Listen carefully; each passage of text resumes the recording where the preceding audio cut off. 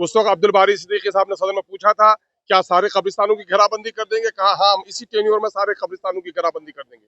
लेकिन जब सर्वे कराया गया तो कब्रिस्तान अधिक थे, राशि नहीं थी, तो उसमें इन लोगों ने लगा दिया क्लॉज कि संवेदनशीलता के आधार पर कब्रिस्तानों की घेराबंदी होगी। 2008 से लेकर अब तक मैं समझता हूँ कि एक चौथाई कब्रिस्तानों की घेराबंदी नहीं हो सकी।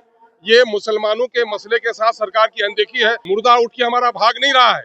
मसला यह है कि कब्रिस्तानों पर नाजायज कब्जा हो रहा है, उसके लिए सरकार ने लॉ एंड ऑर्डर के मामले को सामने में रखते हुए घेराबंदी की थी। क्योंकि जब कोई पूछा जाता है राइट टू इंफॉर्मेशन से, तो सरकार देती है कि आज वहाँ घेराबंदी बरसों पहले हुआ था और आज वो नहीं है। जो घेराबंदी पहले हुई थी वो घेराबंदी अब नहीं कराएगी। आप चाहे तो विधायक निधि आप जो मुख्यमंत्री क्षेत्रीय विकास से आप करा सकते हैं आपके अनुशंसा पर।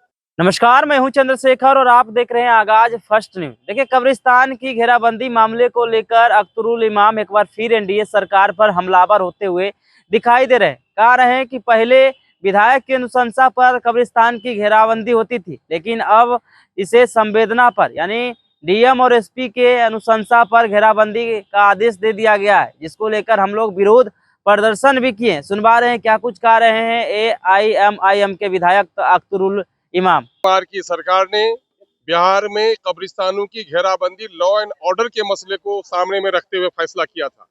उस वक्त अब्दुल बारी सिद्दीकी साहब ने सदन में पूछा था, क्या सारे कब्रिस्तानों की घेराबंदी कर देंगे? कहा हाँ, हम इसी टेन्योर में सारे कब्रिस्तानों की घेराबंदी कर देंगे।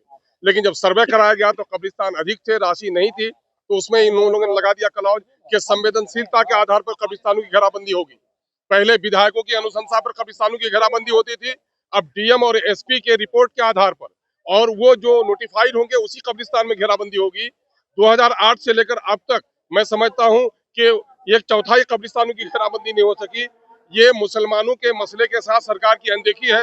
मुर्दा उठ के हमारा भाग नहीं रहा है। मसला यह है कि कब्रिस्तानों पर नाजायज कब्जा हो रहा है, उसके लिए सरकार ने लॉ एंड ऑर्डर के मामले को सामने में रखते हुए घेराबंदी की थी। लेकिन इन 12 सालों के दरमियान में जो कब्रिस्तान की घेराबंदी हुई, 3 साल के अंदर में उसकी ईंट गायब हो गई। इसने अपना एक रस्म निभा दी। कब्रिस्तान की घेराबंदी 90% जगहों पर अभी मौजूद नहीं है। दूसरा मामला यह है कि अभी मंजू अग्रवाल जो विधायिका है, उन्होंने सवाल पेश किया नालंदा का, जहां माननीय मुख्यमंत्री कहते हैं कि हम क्राइम से कम्युनलिज्म से कोई समझौता नहीं करेंगे। मैं समिति की बैठक लेकर गया हूं, वहां पर एस्टिमेट कमेटी की, वह 3 कब्रिस्तान ऐसे हैं जिसकी घेराबंदी की राशि है, लेकिन नाजायज कब्जा होने की वजह से नालंदा में कब्रिस्तान की घेराबंदी नहीं कराई जा रही है। यही हाल पूरे बिहार का है। सरकार कब्रिस्तानों के मामले में संवेदनशील नहीं है, इसको फसाद का जरिया बनाना चाह रही है। और आज अगर कब्रिस्तान की घेराबंदी कोई करना भी चाहे माइनॉरिटी का, कोई एमएलए या नॉन माइनॉरिटी का, तो कहा जाता है कि नियम संगत नहीं है, चूंकि वो सरकारी जो सूची है उसमें नहीं है। दूसरा मामला ये है कि सदन में एक विधायिका जो अपने क्षेत्र का दौरा करती है, वो कहती है कि वहां आपत्तिजनक जानवरों की वजह से वहां पर संवेदनशीलता बढ़ रही है, और नौकरशाह रिपोर्ट देता है कि नहीं, ऐसी कोई बात नहीं है।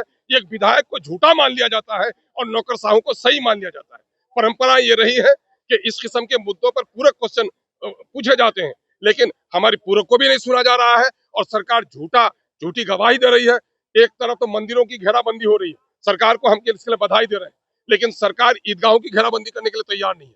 कब्रिस्तानों की घेराबंदी करने में नीतीश कुमार जी पहले कार्यकाल में ईमानदार तो थे, लेकिन अब उसकी नीयत बदल गई है। उनकी माइनॉरिटी के ताल्लुक से वो संवेदनहीन हो गए हैं और इस मामले में कहीं भी वो इंसाफ के साथ तरक्की का दावा पेश नहीं कर पा रहे। सदन में सवाल चल रहा था और सवाल के जवाब में हमारे साथी ने सही बताया कि कब्रिस्तान की घेराबंदी के मसला को उठाया गया। इसमें 2 सवाल था। एक सवाल था कि सभी कब्रिस्तान की घेराबंदी सरकार कराएगी कि नहीं। दूसरा सवाल था कि जो कब्रिस्तान की घेराबंदी बरसों बरस पहले की गई वो ध्वस्त हो गया, उसका फिर से घेराबंदी सरकार कराएगी कि नहीं। क्योंकि जब कोई पूछा जाता है राइट टू इंफॉर्मेशन से, तो सरकार देती है कि आज वहाँ घेराबंदी बरसों पहले हुआ था और आज वो नहीं है, उसके अतिक्रमण किए जा रहे हैं, उसके वजह से कई तरह के सवाल खड़ा हो रहा है। तो सरकार ने जवाब में दिया कि जो घेराबंदी पहले हुई थी वो घेराबंदी अब नहीं कराएगी। आप चाहे तो विधायक निधि आप जो मुख्यमंत्री क्षेत्रीय विकास से आप करा सकते हैं आपके अनुशंसा पर। जो विधायकों के अनुशंसा के लिए जो नियमावली बनी हुई है उसके बिहाइंड सरकार ने जवाब दिया। यह जवाब देने का मतलब है कि बिहार के अंदर जो अल्पसंख्यक है उनके सवालों को पूरी तरह डिमोलिश करना चाहती है। उनके जो मुद्दे हैं, जो उनके मसले हैं, उनके कब्रिस्तान का जो आज बड़े पैमाने पर जो अतिक्रमण किया जा रहा है, कोई कहीं कर रहा है, इस सवाल को डिमोलिश कर रहा है। और इस सवाल को लेकर के आज जो है सदन का बहिर्गमन सभी विपक्ष के लोगों ने किया है और ये सवाल और भी आगे बहुत ही मजबूती से हम लोग उठाते रहेंगे। तो आपने अख्तरुल इमाम को सुना, साफ तौर पे नीतीश सरकार पर हमलावर होते हुए दिखाई दे रहे हैं। कह रहे हैं कि पहले जो कब्रिस्तान की घेराबंदी होती थी वो विधायक की अनुशंसा पर होती थी, लेकिन अब इसे संवेदनशील बताकर डीएम और एसपी के आदेश पर इसका जो है घेराव किया जा रहा है। मुसलमानों के साथ अत्याचार हो रहा है। कहीं ना कहीं कब्रिस्तान को जिस तरीके से हड़पने की कोशिश हो रही है, जो जमीन कब्रिस्तान की, उस जमीन को हड़पने की कोशिश हो रही है। क्या कुछ कह रहे थे अख्तरुल इमाम, आपने सुना इस वीडियो में। इस वीडियो के माध्यम से आपकी क्या प्रतिक्रिया होगी, अपनी प्रतिक्रिया कमेंट में जरूर दे और ऐसे ही खबरों से रूबरू होने के लिए देखते रहिए आगाज फर्स्ट न्यूज।